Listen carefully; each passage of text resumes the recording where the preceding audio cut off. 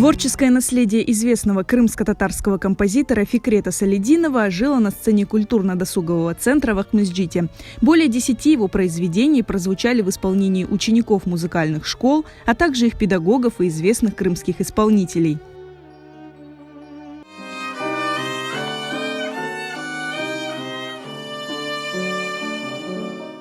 Проект «Ожившие страницы рукописей творческого наследия Фикрета Салидинова» – задумка художественного руководителя культурно-досугового центра Арзыни Метулаевой. Я в интернете ознакомилась с музыкой Фикрета Салидинова, и он меня так заинтересовал, потому что я по образованию музыкант, и думаю, как же я не знаю этого композитора.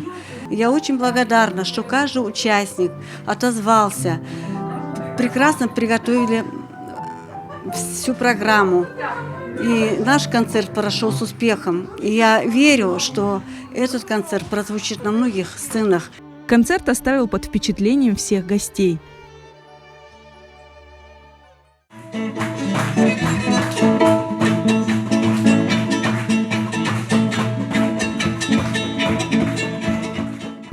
И я рад, что я сегодня здесь.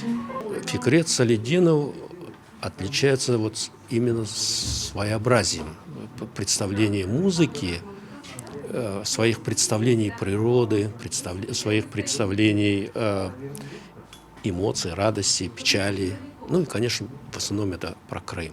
Фикрет Салидинов оставил богатое творческое наследие, более 400 фортепианных, вокальных, инструментальных и скрипичных произведений. Кроме того, Салидинов – автор 50 стихов на родном языке.